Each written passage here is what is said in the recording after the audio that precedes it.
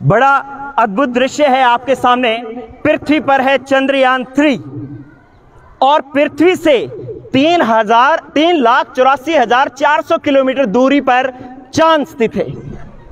और आज के इस दृश्य में हम इस चंद्रयान 3 को उस चांद तक पहुंचाएंगे, बिल्कुल वैसे ही जैसे चंद्रयान 3 जिस स्टेजेस में, जिस चरणों में चांद पर पहुंचा है, उसी चरणों के हिसाब से हमारा ये चंद्रयान 3 भी चंद्रमा तक पहुंचेगा।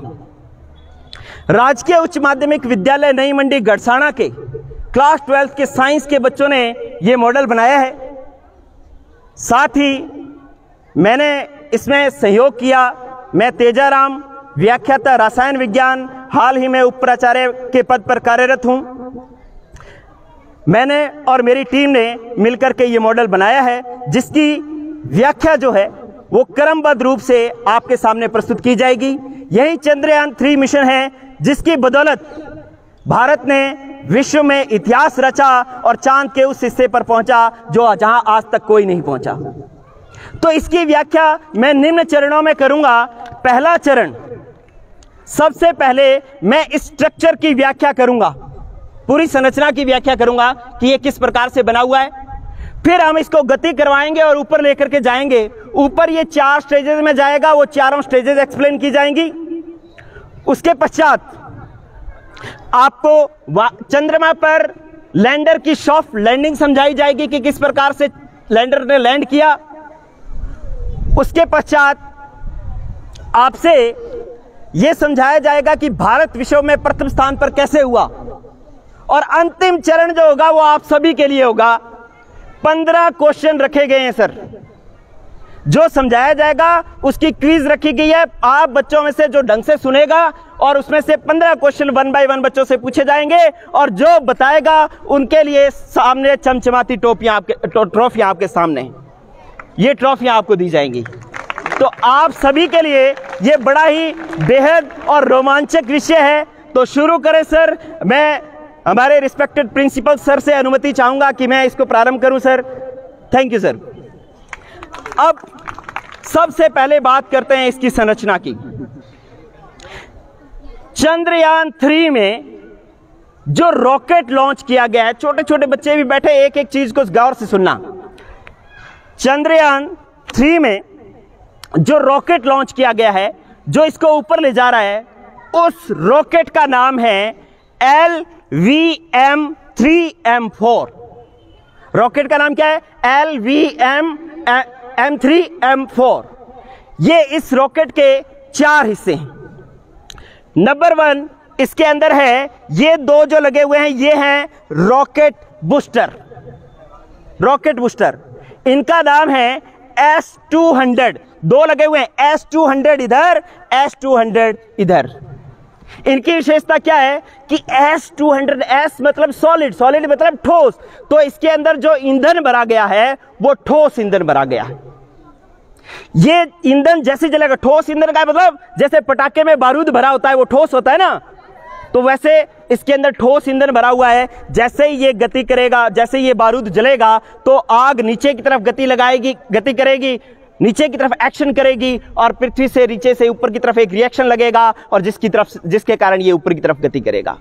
तो पहला इसको मूव कराने का काम जो रहेगा वो रहेगा रॉकेट बूस्टर का, जिसका नाम है S200।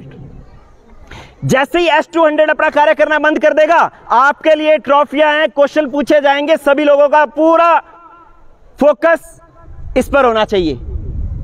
जैसे ही S200 अपना कार्य करना बंद कर देगा, वैसे ये दोनों, अब जब इन्होंने कार्य करना बंद कर दिया, इसका तो काम ऊपर पहुंचाना था, तो अब इन दोनों को अलग होना पड़ेगा क्योंकि इसमें ईंधन ही नहीं बचा। अब ये ऐसे ही लगे रहेंगे तो ये तो भार बढ़ाएंगे। अपने को तो ऊपर जाने के लिए क्या करना है? हल्का करना है, हाँ या ना? तो इसलिए जो है ये S200 दोनों जो है वो एक दूरी के बाद दोनों अलग हो जाएंगे। जैसे ये अलग हो जाएंगे उसके बाद स्टेज आएगी सेकंड स्टेज के अंदर जो इंजन वर्क करेगा उसका नाम है L110। ये जो L110 है उसको अपने बोलना है L110। इसकी क्या विशेषता है? इसकी विशेषता है L फॉर लिक्विड, लिक्विड मतलब द्रव। इसके अंदर जो ईंधन भरा गया है वो द्रव ईंधन भरा गया है। जैसे पेट्रोल और डीजल जैसे होते हैं ना, वैसे इसके अंदर कैसा ईंधन भरा गया है? द्रव ईंधन। तो जैसे ये बूस्टर्स अलग होंगे, L110 कार्य करना शुरू करेगा। अब इसको ऊपर ले जाने का काम कौन कर रहा है? L110। कौन कर रहा है? L110। जब L110 एक ऊंचाई पर जाएगा, उसके बाद L110 का भी ईंधन क्या हो जाएगा? खत्म। तो अब L110 की जरूरत है क्या यहां पे? उसको भी क्या कर दें? अलग कर दें। क्या कर दें? अलग कर दें। उसके बाद क्या होगा कि C25 इंजन जो है ये कार्य करना शुरू करेगा। C25 इंजन की विशेषता है कि इसके अंदर गैसें भरी होती है, हाइड्रोजन और ऑक्सीजन। कौन सी गैसें? लेकिन वो तरल अवस्था में भरी हुई है। वेरी कंप्रेस्ड मतलब संपीड़ित करके उसको द्रव अवस्था में कर दिया गया है, और द्रव अवस्था में इसके अंदर भरी हुई है हाइड्रोजन और ऑक्सीजन गैस। उनके जलने से फिर ये C25 इंजन कार्य करना शुरू करेगा। आपको ये सारा अभी दिखेगा विजुअल, ये सारे काम करेंगे आपके सामने अभी। तो इसके बाद C25 अपना कार्य करना शुरू करेगा। C25 इसको ऊपर लेकर के जाएगा। अब ऊपर लेकर के जाएगा तो ऊपर कौन जाएगा? ये पार्ट जिसके अंदर है लैंडर और रोवर। क्या नाम है? लैंडर और रोवर। एक चीज और बता देता हूं कि जो L110 के अंदर जो इंजन काम में लिया गया है वो है विकास इंजन। उस इंजन का नाम क्या है? और C25 के अंदर जो इंजन काम में लिया गया है उसका नाम है क्रायोजेनिक इंजन। अब ये गति करेगा और ऊपर कौन जाएगा? लैंडर और रोवर, ये पार्ट जाएगा। अब कुछ बच्चों के भी दिमाग में जो मिसकंसेप्शंस हैं, उस मिसकंसेप्शन को मैं दूर करता हूं। एक्चुअली बच्चों, जाना इसको है चंद्रमा पर, लेकिन इसका कोई चंद्रमा पर रोल नहीं है। सुन ले बात, ये सिर्फ पेलोड्स हैं जिसके अंदर जो है दो चीजें हैं जिसको वास्तव में चंद्रमा पर जाना है। ये टेबल इधर लेकर के आए, लैंडर और रोवर दे। जिसको चंद्रमा पर जाना है वो महत्वपूर्ण चीजें जो है वो है, जिसने चंद्रमा पर जाकर के काम करना है, वो है सबसे पहले हमारा लैंडर। क्या है? लैंडर। जिसने चंद्रमा पर लैंड करना है वो ये है लैंडर, इसने काम करना है। मतलब ये जो पूरा पोर्शन बनाया हुआ है, ये पूरा पोर्शन सिर्फ और सिर्फ जो है इसको चंद्रमा तक पहुंचाने के लिए है। इसको पूरे को चंद्रमा पर नहीं पहुंचना। चंद्रमा पर किसको पहुंचना है? लैंडर को। किसको पहुंचना है? और इस लैंडर का नाम रखा गया है, इसका नाम है विक्रम। क्या नाम है? विक्रम। लैंडर का नाम विक्रम। ये सारे क्विज के क्वेश्चन से, ठीक है? तो विक्रम रखा गया। ये जब लैंडर चंद्रमा पर सॉफ्ट लैंडिंग कर जाएगा तो उसमें से फिर ये निकलेगा, इसका नाम है रोवर। रोवर, ये क्या है? रोवर। इस रोवर का नाम रखा गया है प्रज्ञान। क्या नाम रखा गया है? लैंडर और रोवर क्या करेंगे? लैंडर एक जगह चंद्रमा पर स्थित रहेगा और पूरी चंद्रमा पर जितनी भी सूचनाएं हैं वो एकत्रित करेगा, वहां की कंट्रोलिंग करेगा। और रोवर जो है, आप देखें रोवर के अंदर टायर लगे हुए हैं। क्या बता रहे हैं? कि ये चंद्रमा पर घूमेगा और घूम घूम करके विभिन्न जगहों की अलग अलग जो है फोटोज खींच करके वो हमारे पृथ्वी तक हमारे पास भेजेगा, और उसका विश्लेषण हम उसके जो रासायनिक संगठन ज्ञात करने में, जल की उपस्थिति ज्ञात करने में, कितने कौन कौन से खनिज उपस्थित है चंद्रमा पर, ये ज्ञात करने में कर सकते हैं। तो इस प्रकार से पहला स्टेप पूरा हुआ। क्या? कि चंद्रयान 3 की जो पूरी संरचना है वो हो गई है कंप्लीट। अब हम मेन और सबसे जरूरी पार्ट पर आपके सामने आते हैं। सबको इंतजार होगा, सब लोग सोच रहे होंगे कि ये ऊपर की तरफ गति कैसे करेगा। सबके माइंड में क्वेश्चन है? आपके सामने इसको गति करवा रहा हूं। 4 स्टेजेस मैंने बताई है। पहली स्टेज बूस्टर अलग होंगे, दूसरी स्टेज L110 अलग होगा, तीसरी स्टेज C25 अलग होगा, और फिर लैंडर रोवर जो है वो चांद पर पहुंचेंगे। 4 स्टेजेस में ये पहुंच रहा है।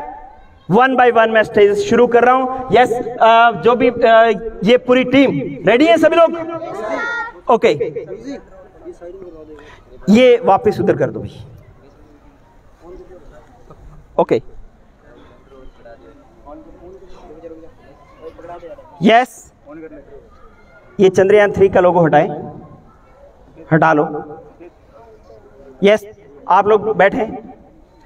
पीछे की साइड, इसके बैक साइड लगाओ। ओके, जब ये थोड़ा सा उठ जाए तब फायर करना है, ठीक है? यस। अब चंद्रयान 3 चांद की तरफ बढ़ रहा है, स्टार्ट कर रहे हैं अपने। सभी लोग एक्साइटेड हैं? हम लोग एक बार काउंटडाउन शुरू करेंगे जिस प्रकार से ओरिजिनल में हुआ। सभी जिनके पास मोबाइल है वो आप रिकॉर्ड कर सकते हैं। ये आज का इतिहास इसरो के वैज्ञानिकों ने रचा है, लेकिन आज एक इतिहास हमारा विद्यालय भी रच रहा है जिसके अंदर इतने स्मूथ तरीके से आपको चंद्रयान 3 समझाया जा रहा है। तो मैं एक बार स्टार्ट कर रहा हूं। यस, जूनियर साइंटिस्ट की टीम रेडी है? पूरे जोश के साथ काउंटडाउन शुरू कर रहा हूं। यस, आप मेरे साथ शुरू करेंगे।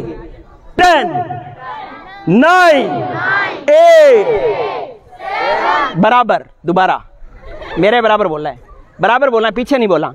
Yes, 10, 9, 8, 7, 6, 5, 4, 3, 2, 1, 0, fire.